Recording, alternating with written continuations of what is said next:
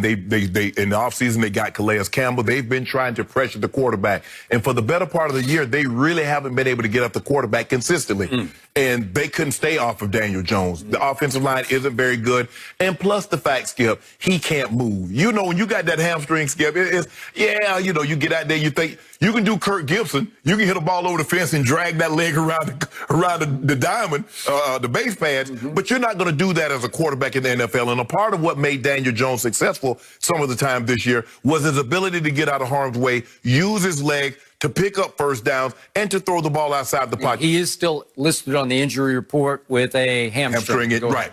And so with that being said, Skip, I just don't see how they're going to, and I know their defenses will put up a great effort, but at some point in time, after three and out, and being on the field, as much as I believe the Giants defense will be on the field, they will succumb to the pressure, and the Cowboys will start to pull away from them. So I got the Cowboys winning that first game, the first game, I'm going to say 31-14. Okay.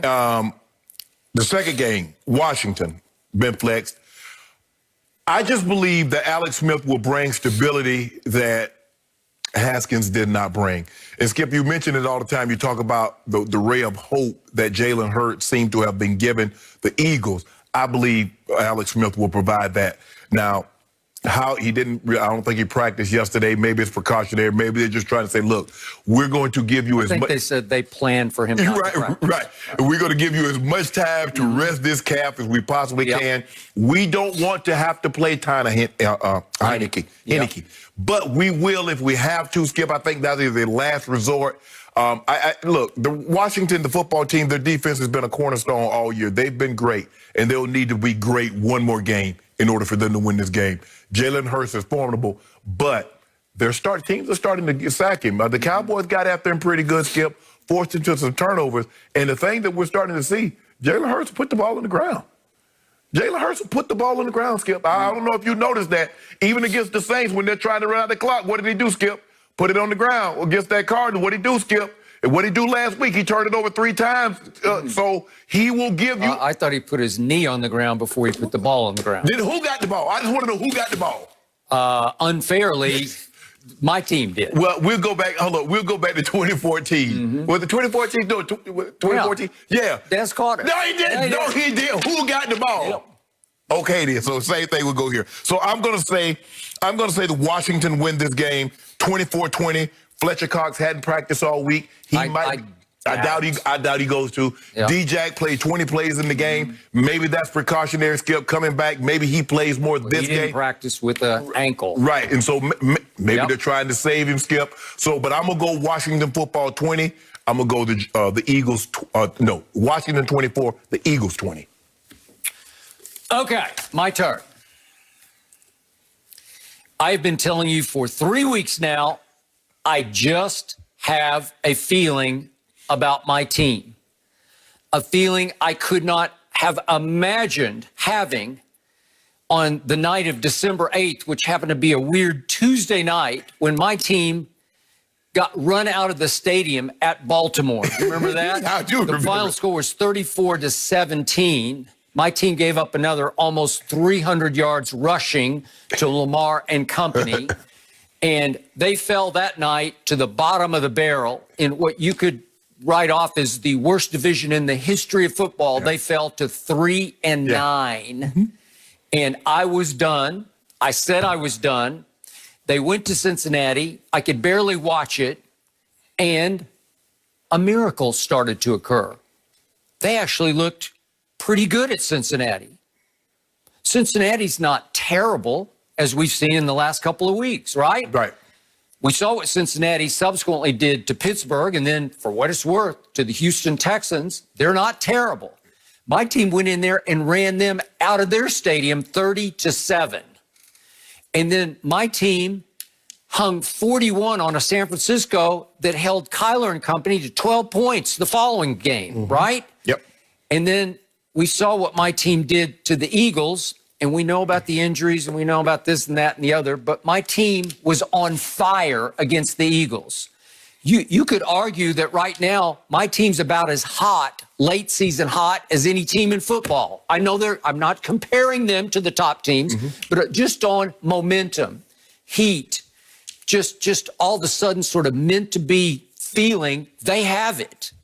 And that's why they're going to go win this game at the Giants. So that's what you feel. You feel like it's just meant to be. It's just meant to be. Everything you go through in 2020 is meant to be. It was the most miserable year of my Cowboy watching life.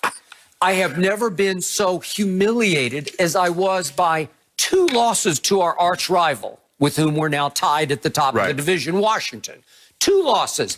And they swept you. They weren't even close. And I thought, of all days, Thanksgiving at Jerry World would belong to us. And it belonged to the visiting team, Washington. It wasn't even close. It was not. And they fell apart in the fourth. It was close through 3 quarters, and then it wasn't. They got outscored 21-0 in the fourth quarter. I'm thinking about flexing you out of Thanksgiving. Okay. Y'all been terrible the last 3. You can't. We're grandfathered in. No. We're golden because we rate on Thanksgiving. We have all the biggest record ratings in the history of a great day, Thanksgiving. You lose, though. Okay. We have been losing lately way too much. So the point is that after those games, after what happened against Arizona on Monday Night Football at Jerry World, 38-10 and another 300 yards rushing. Baker and company went in there and rang up 307. My team was on a historic pace to allow the most rush yards in the history of the National Football League. And all of a sudden, we have flipped the script. So, you know what? I'm impervious to any kind of ridicule that's going to come from across the table, because you can say we're the lesser of evils in the NFC league. You are. You can say we're only the best of the worst division in the history of football, and you can have that, and I don't care. I even saw a tweet from John Machota, who covers the Cowboys for The Athletic, in which he detailed the Cowboys' quote-unquote road to the Super Bowl. And it goes, Tom Brady at home in a playoff game. Then it would be, this is all hypothetical, of course. Then it would be at Aaron Rodgers. Then it would be at Drew Brees. Then it would probably be Patrick Mahomes in Tampa in the Super Bowl. That's just pie in the sky. That would be the route.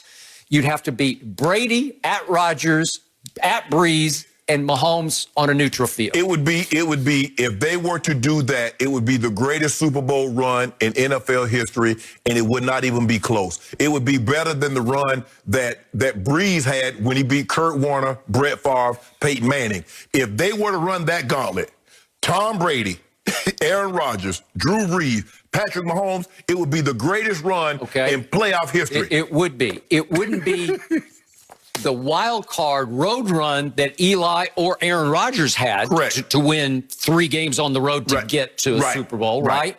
But on degree of difficulty, Brady, Rodgers, Brees, and Mahomes. Are you kidding me?